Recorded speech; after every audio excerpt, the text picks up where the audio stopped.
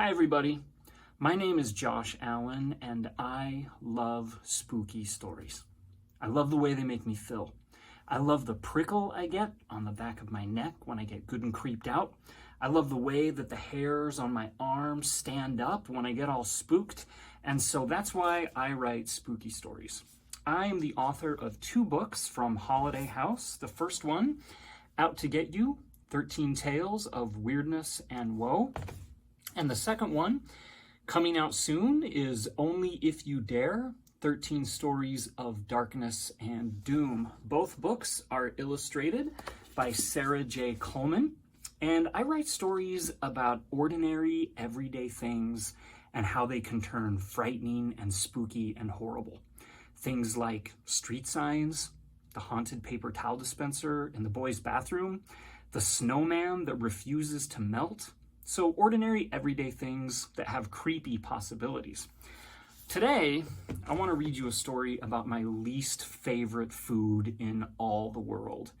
It's oatmeal. I hate oatmeal so much that I decided to write a horror story about how much I hate oatmeal. And I thought that I'd read that to you today. The story's called Lumpy Lumpy, and it goes like this. The thing about oatmeal is, I hate it. And I don't just hate it a little bit. I hate it with all the force of 1,000 exploding suns. When I have to put even 1 spoonful into my mouth, I gag. Seriously, I retch and the back of my tongue comes up and I have to fight just to keep from puking everywhere. It's the texture. Lumpy, lumpy. Like eating mud or paste or cow droppings. I know what you're thinking. Have I tried it with brown sugar? Strawberries and cream, chocolate chips, coconut flakes? Well, the answers are yes, yes, yes, and yes. I've tried oatmeal every which way you can make it, and I don't care what's added to it, it's still gloopy and gross.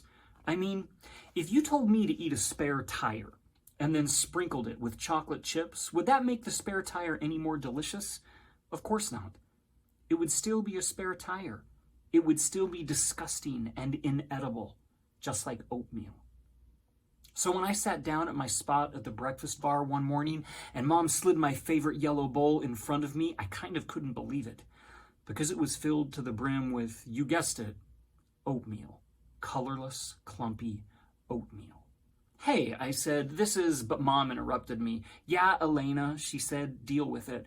But, I said, and before I could go on, Mom scooped up a handful of blueberries from a bowl on the counter and dropped 3 of them into my favorite yellow bowl. She popped the rest into her mouth. Try it with blueberries, she said, munching, not understanding the whole spare tire chocolate chip thing. Just eat it, Elena. You can't live on cold cereal forever. Mom thinks I'm a picky eater. But is it picky to not want lumpy globs of goo shifting around in your mouth?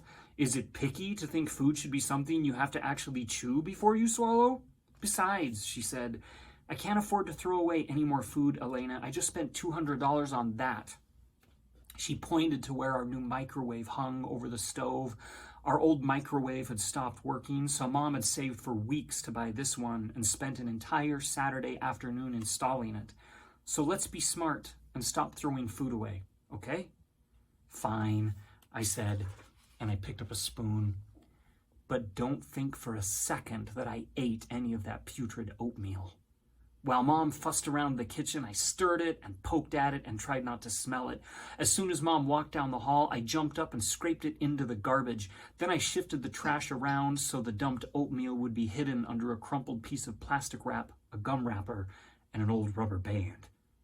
Quickly, before Mom came back into the kitchen, I swiped 2 granola bars out of the pantry and tucked them into my backpack. I planned to eat them on the bus to school so I wouldn't starve to death, and I thought that'd be the end of it. It should have been too. But that night, long after Mom and I had gone to bed, something happened. I woke up because I heard something. It was a kind of whir or buzz. My room is the first one down the hallway, and the whir was coming from the main living room. I could tell. I checked the clock by my bed. It said 3:13. What could be whirring and buzzing at 3:13 in the morning? I stood up and stumbled groggy into the hall. The house was completely dark except for a strange blue light glowing from the kitchen. When I got closer, I could see that it was the new microwave. It was on, and there was something inside it spinning slowly. "Mom?" I said. I figured she was making a late-night snack. She didn't answer. I checked for her in the chairs at the table and at the breakfast bar. It didn't seem like she was in any of them. There was no movement, no dark shadows. The microwave kept whirring. The blue light shifted as whatever was inside kept on spinning. It was eerie, the house dark except for this one microwave light. The whole kitchen seemed to be bathed in a strange radioactive glow. "Mom?" I said again. Nothing. The microwave counted down. 7, 6, 5. What was happening? Was the microwave malfunctioning already, coming on in the middle of the night all by itself? We'd only had the thing 3 days. The countdown hit 2, then 1, and the microwave dinged. Its inside light went off, and the kitchen went pitch dark except for the microwave screen, which said, "End." I switched on a light and squinted against the sudden brightness. Then I opened the microwave door. There was my favorite yellow bowl. It was filled to the brim with oatmeal. Steam rose up from it. I lifted the bowl out slowly, and the sides of it almost burned my fingers. "What on earth?" I said. The oatmeal had blueberries in it. 3 of them. Weird, I thought. Too weird. "Hello?" I whispered. No one answered. I looked around. This had to be Mom. She must have found my dumped oatmeal and decided to teach me a lesson. "Okay, Mom," I said. "I get it. I'm not supposed to waste food. I'm sorry." I waited for her to answer, to step out of the pantry and laugh. She didn't. Then I noticed something. There weren't just 3 blueberries and oatmeal in my favorite yellow bowl. There was other stuff. A crumpled piece of plastic wrap, a gum wrapper, and even a thin rubber band. It was like this was the same oatmeal I dumped that morning, like someone had scooped it right out of the garbage and caught up bits of trash with it. The hair on my arms prickled. Quickly, I dumped the oatmeal into the trash again. Then I put my yellow bowl in the sink, switched off the light, and practically ran back to bed. Mom didn't say anything about the oatmeal the next morning. She even let me eat cereal for breakfast. Yo-ho-O's with pirate treasure marshmallows, my favorite. I figured she thought I'd learned my lesson and everything was fine. Then, night came. For the second night in a row, a whir or a muffled buzz woke me up. I opened my eyes and checked my clock. It was 3:13 a.m. I stumbled out of bed, and it was like deja vu. There was the eerie blue light coming from the microwave, and there was the spinning bowl inside. There was the countdown, 3, 2, 1, and the ding, and the green glowing word, "End."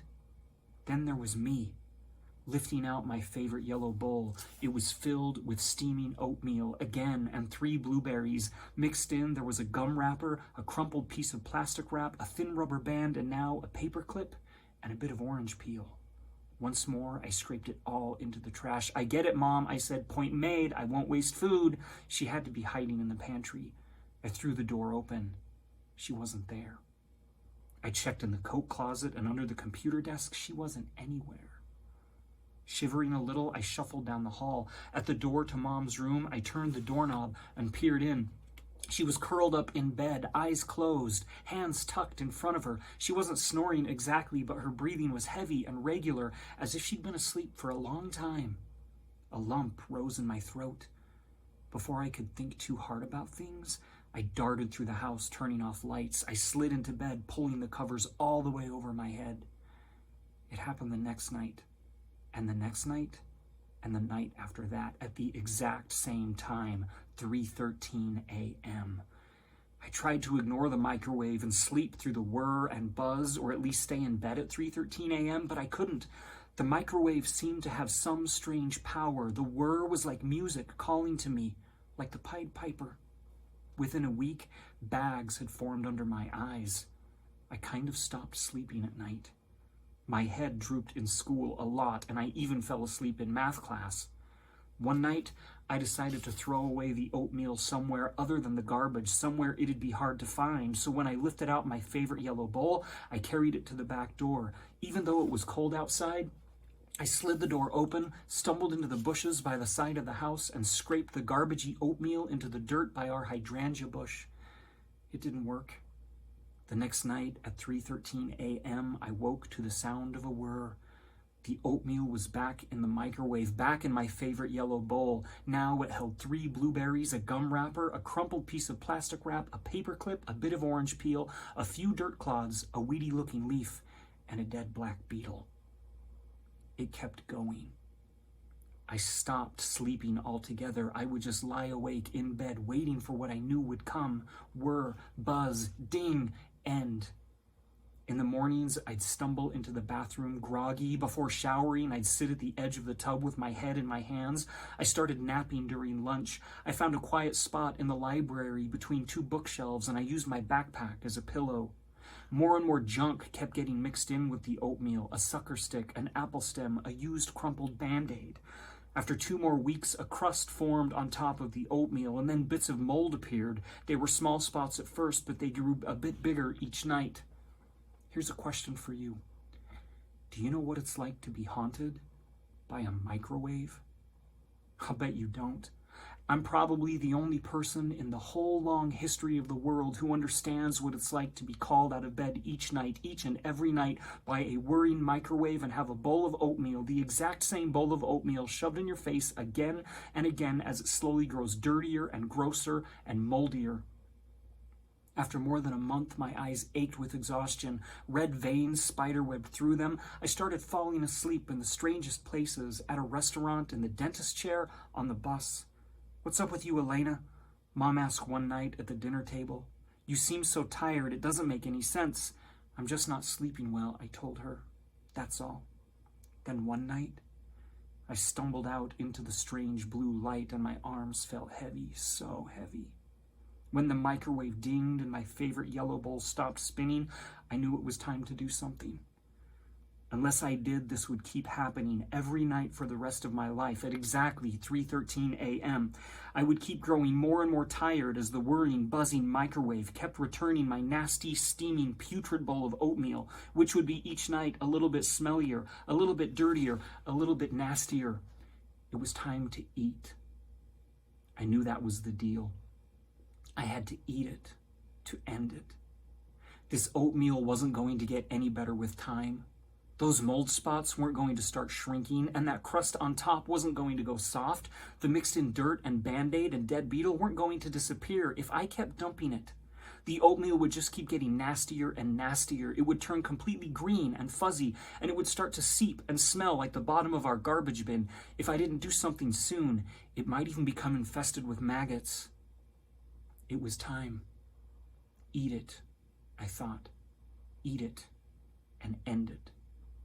I reached into the microwave and lifted out my yellow bowl, which I realized wasn't my favorite anymore. Slowly, I pulled a spoon from the drawer. I caught a whiff of the oatmeal then, like a sewer drain, and I gagged. I flicked on the kitchen light and immediately wished I hadn't, because I saw everything that had piled up in the oatmeal: the gum wrapper, the dirt, the beetle, the rubber band, the paper clip, the plastic wrap, the Band-Aid, the orange peel, the sucker stick, the wilted weed, and the spots of mold, which were now the size of quarters. But I was tired. Can you understand that? I was so tired. So I took my place at the kitchen table. I held my breath and plugged my nose. I gripped my spoon. I counted to 3, and I ate. That's the end of Lumpy Lumpy. That story is in Only If You Dare. 13 Stories of Darkness and Doom. I'd like to show you the artwork that goes along with that story. This illustration by Sarah Coleman is the bowl of oatmeal, as you can see, with all the nasty stuff in it. I write creepy stories for kids.